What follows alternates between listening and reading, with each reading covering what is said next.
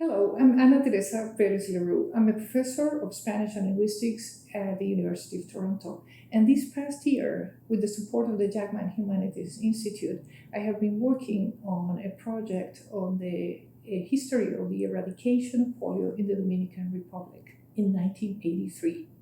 Now, I am a linguist. We linguists look at things like sentence grammar, a comparison between languages, and in my case, I work on developmental linguistics. That is how children learn the grammar of their native language and how do monolingual and bilingual children differ and how do child learners differ from adult learners. So this psycholinguistic research has nothing to do with polio, and I have no credentials as an epidemiologist, a public health specialist, or an immunologist. What I'm interested is in telling the story of what was an extraordinary success.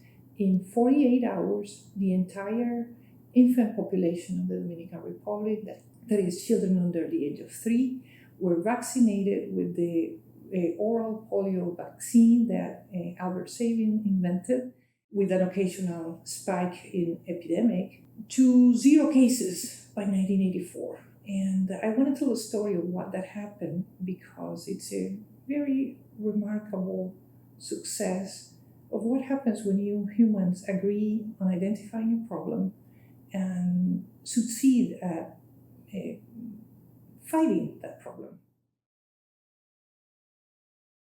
What happened was that in a matter of a weekend in 1983, all of the children under the age of 3 were offered the oral polio vaccine. A group of 34,000 unpaid volunteers walked home by home in their respective areas and reached all the households with children of the target age. And this was just absolutely amazing in many ways. One, the Dominican Republic is not a country with a history of volunteering.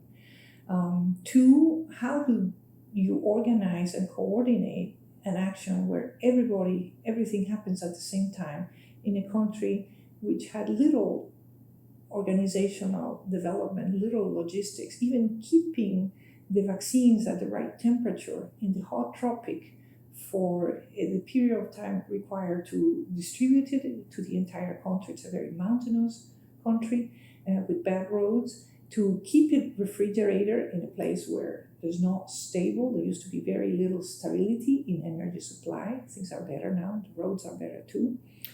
It also happened with an incredible amount of public support. The most amazing thing is the leader of the opposition put a motion to commend the government for doing this initiative and asking all the political sector to support the initiative.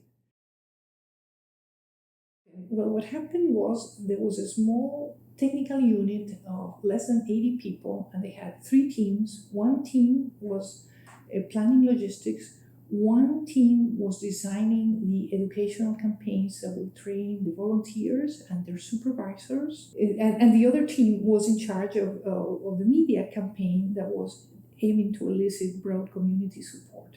So the amount of in-goods and in-person material support of the community was amazing. So people would lend electric plants to keep the refrigerators in the small villages going, or to run the projectors to pass the film material of the training. Radio stations, newspapers would freely contribute advertising time. And it's almost like all the stakeholders of the country came together across political and class lines to make sure this happened. So the planning took several months, and Dr. Albert Sabin was very interested in this because it was basically the democratization of polio eradication. It would be achieved basically by the people itself. He had supported the polio eradication drives in Cuba, and he was an anti-communist. And in Brazil, by a military government, he was anti-military. So he was thrilled at the opportunity of witnessing his idea of simultaneous eradication, simultaneous immunization happened in a country that was fully democratic and conducted by the people who were the recipients themselves. So Sabine was really interested. So he came at the outset to plan the technical aspects of this immunization drive. And then he was not very happy because he thought that everything was very disorganized in typical Dominican fashion. But he agreed to come again the day of the first mass vaccination. And he did so. Now, Dr. Sabin was a very, very intelligent man, but not a very trusting one. So he demanded that he be taken to a location so he could see first, to a couple of locations, see firsthand what was happening in the ground. And so they put a helicopter at his disposal, and they say, "Where do you want to go?" And he says, "I will decide from the air." So here are the public health functionaries trying to tell him, "Well, you can't do that in an helicopter flight. You have to submit a flight plan."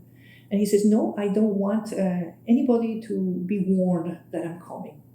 So they agreed, and they let him go up in the helicopter. He was offered a map, and he randomly put his finger in a corner of the map, and the community was called Uviña. Uviña, said the pilot. "I've never heard of that." Well, it was a very, very tiny village in the southern region of the country. And they went there, and everybody came out to see the helicopter. And Sabin was introduced to the volunteers, and yes, the vaccination was taking place. They chose a couple of others, and he was satisfied. It was taking place as planned. Well, the short-term impact was clear. Polio stopped cold.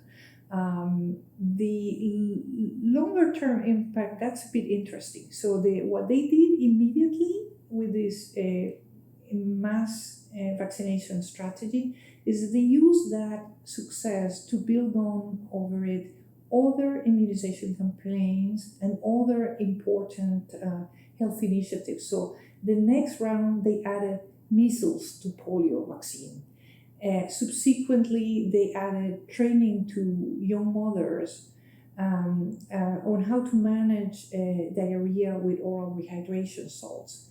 A subsequent action saw the diagnostics of leprosy, which was still prevalent in the country.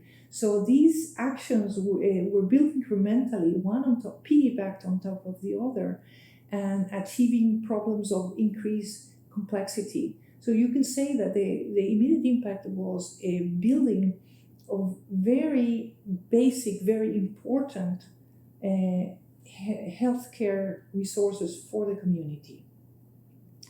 Mid-range, the question is even more interesting. So in 1986, with the change of government, the new government ruled by President Joaquin Balaguer immediately ordered a discontinuation of the polio vaccinations and the other vaccination campaigns. This is typical in third world countries. No government want to continue the successes of the previous government. Oh, the chapter I'm working on is about the stability of dysfunctional systems. So the idea that something can be very problematic, really not fulfill its function, and yet be inherently stable. And that how to promote good change, you have to analyze the resistance of that bad stability. At the end of the day, the story of the vaccine was the most important feature was that the country had an experience at a national scale of involvement, of a very intense involvement of the society in a solution to a problem that everybody agreed was important. So in a sense, this is a story of how we can face the various challenges and crises that are presented in front of us. And I think that story transcends the small country that is the Dominican Republic and transcends the polio disease.